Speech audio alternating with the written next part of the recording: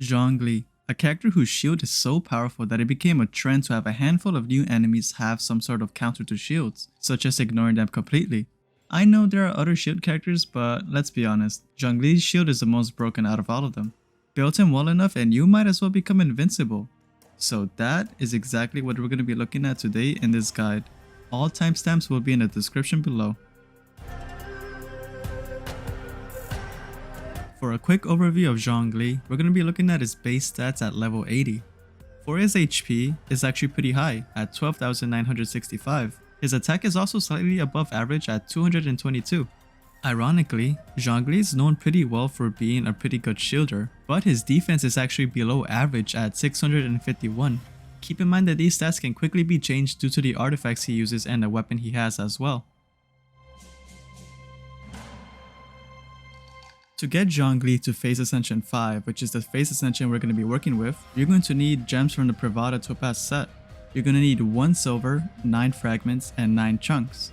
You're also going to need slime, I guess?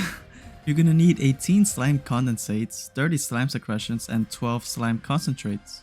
You're also going to need 108 core lapis, which is an ore that can be found almost anywhere in Liyue. And for the boss material, you're going to need 26 basalt pillars, which is obtained by defeating the geohypostasis.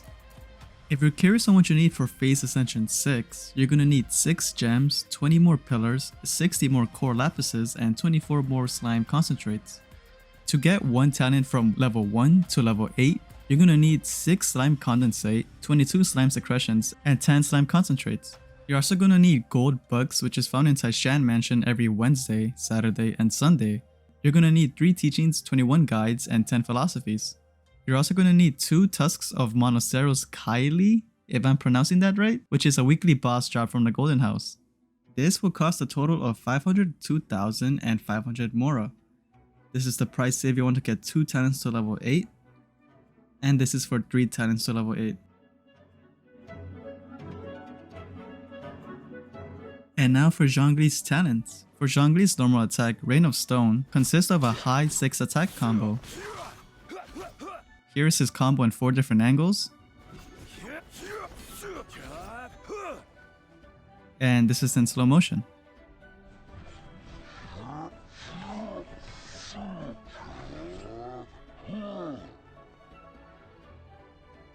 Although he has a high attack combo, most of his hits actually deal pretty low damage compared to other polearm users, such as his first hit dealing 52.6% damage, second hit doing 53.3%, third hit doing 65.9%, his fourth hit doing 73.4%.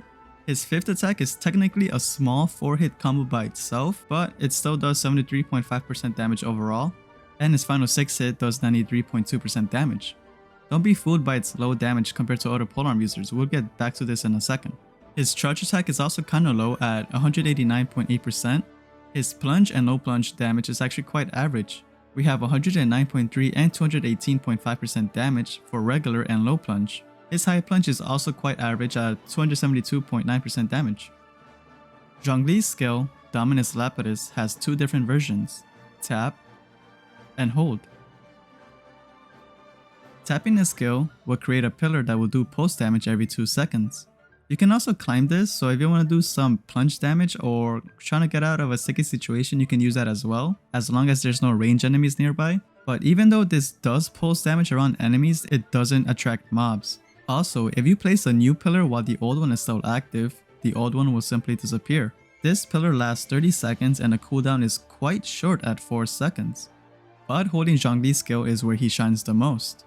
This is because this is where he creates his shield that has an absorption based off his max HP.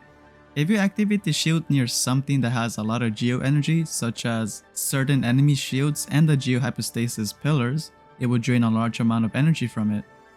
And if you haven't placed down a pillar yet, holding down his skill will also do that. But a little difference here is that if you already have a pillar active and you hold his skill next, it will simply just create your shield but not a new pillar. But if there's no active pillars around, holding the skill will create one for you. Although there are other uses for Zhongli's hold skill as well. If you hold down his skill near ores, it will instantly mine most ores. Keep in mind, most of them, not all. The cooldown on this hold skill is actually 12 seconds, and the weird part about this is that the shield duration is 20 seconds as well. So even if you get hit a lot, but if you have a large amount of HP for a shield, you can pretty much be invincible. Personally, it doesn't make sense. Why would you have a shield duration last longer than a cooldown itself? You can pretty much have this up 24/7. Zhongli's burst, Planet B-Fall, causes Zhongli to bring out a big ass meteor and cause massive geo damage to opponents caught in its very large AoE, and also applies the petrification status to them. Enemies that are petrified will simply turn into rock and won't be able to move for a certain amount of time. This costs a quite cheap 40 energy and its cooldown is 12 seconds. Its petrification duration is also 3.8 seconds at level 8. This duration actually depends on the talent level you have it at. For his first passive talent, Resonant Waves, unlocked after the first ascension phase, makes it so every time your shield takes damage, it will increase the shield's strength up to 5 times and it will last until the shield disappears. His second passive talent, unlocked after the 4th ascension phase, Dominance of Earth, makes it so Zhongli's damage bases off his max HP. So it doesn't really matter that all of his attacks are pretty average or even low. This will increase based off Zhongli's max HP, and this literally means everything from normal, charge, plunge to even his burst will have an increase in damage based off his max HP. And for his final passive talent, Arsenum of Crystal makes it so it refunds 15% of your ores when you craft polearm weapons.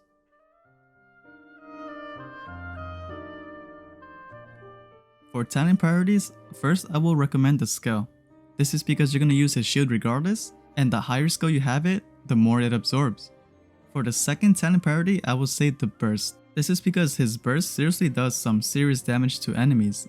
So I would recommend this to have this like around the level, if not the same level as your skill. Especially since it has such a low cost, it isn't hard to charge this up and make Zhongli a pretty good burst DPS. And for the final one, I will say the normal. Honestly, I don't see a point to level this up if you're using Zhongli as a shield or even a burst DPS. Only if you want to be a little bit weird and go for a physical build on Zhongli, which worked a bit better than I thought. But I really wouldn't recommend it if you're still trying to get a pretty good DPS and if you're low on resources.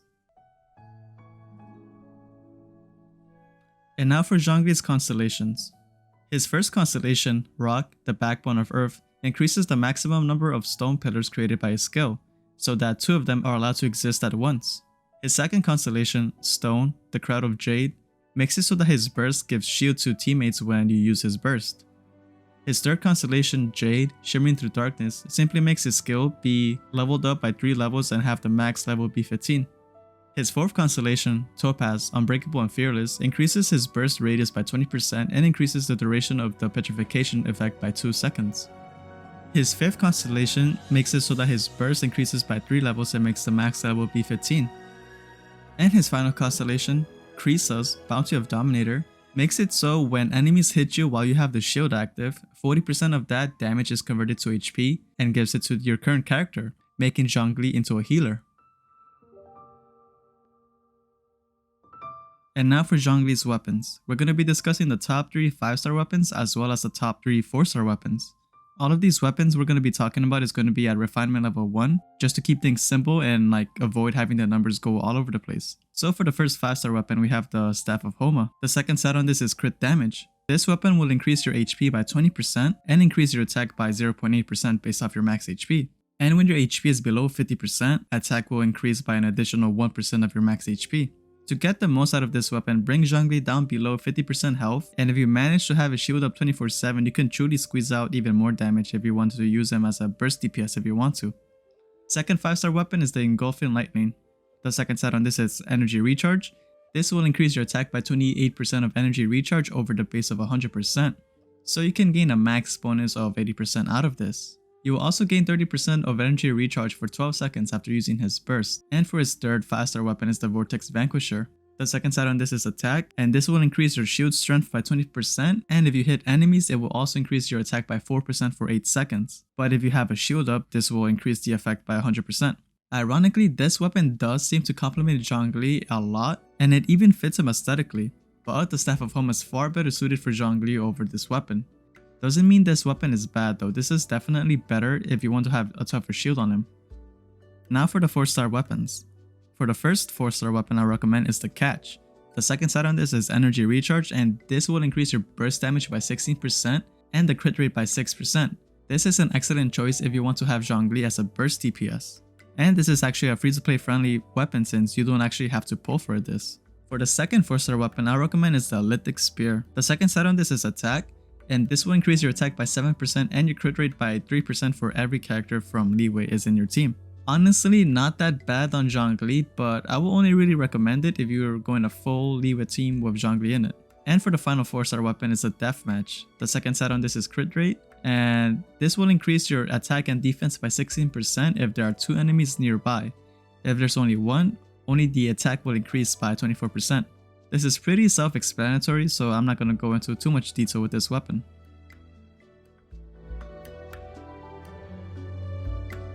For Zhongli's artifacts, first we're going to be discussing his sets, then the substats. So for the first set, I would recommend the Tenacity of the Millilith. This artifact set is pretty much made for Zhongli.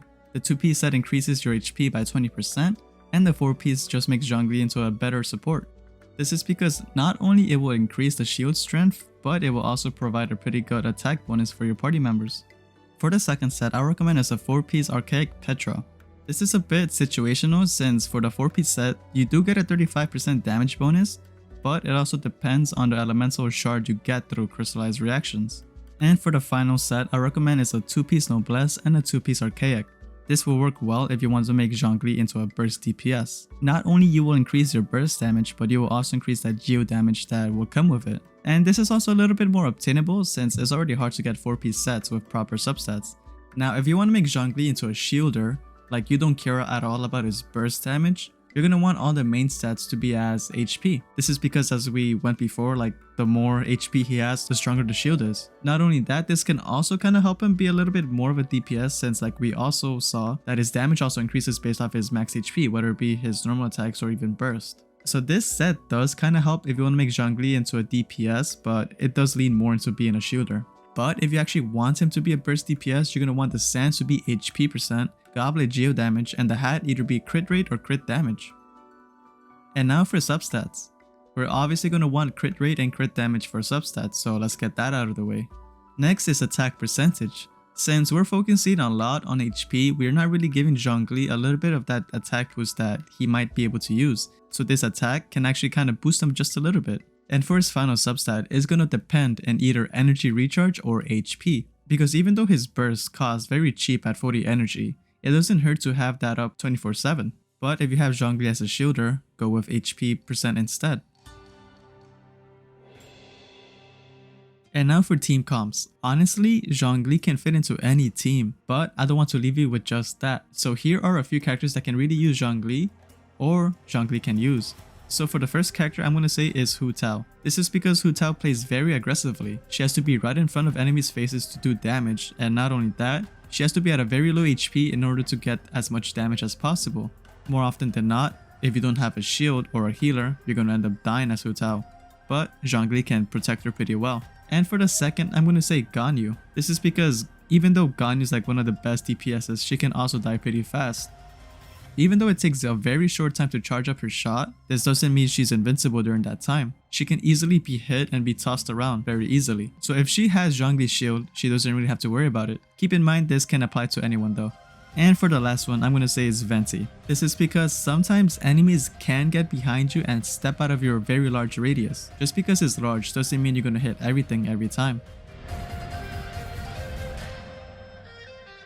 Zhongli is a simple character to play. All you gotta do is pop a shield out and then boom, you can pretty much forget how to play the game because how strong the shield is. Although this can be a little bit dangerous since this shield is so strong, you can literally forget how to dodge in this game because how strong this shield is. This shield will not pop, I guarantee you that. Like, I've been in many situations on the Spiral Abyss where I should be dead with the amount of enemies hitting me, but no, the shield still holds up. I can see why every other enemy MiHoYo makes it so that they have an attack that ignores his shield. But I do know they can't really nerf Zhongli because that would be extremely controversial. But like I said, I do feel like his shield can be a little bit too strong at times. If you feel like you need a shielder for someone that needs to be on borderline death and up close to enemies like Hu Tao for example, or anyone else that dies easily, Zhongli is a good pull for them. He's beginner friendly in all aspects, easy to play and doesn't require you to unlock endgame areas to level him up. It's hard to say to pull for him if you want a burst DPS since he's sharing his runtime with Ganyu, But if you already have her, he can protect her quite well since you'll quickly find out how fast Ganyu dies. But other than that, if you don't have a character that requires shielding or you have a good healer that keeps your team alive pretty well, you can go ahead and skip his banner. Of course, I'm not the one to tell you how to play. So if you like him for his personality or something, you can go ahead and pull for him. Anyways, thank you guys so much for watching my Zhongli guide. If you're curious about Ganyu, I will have that video up right here. Feel free to like and subscribe if you like what you see, and I will see you guys next time.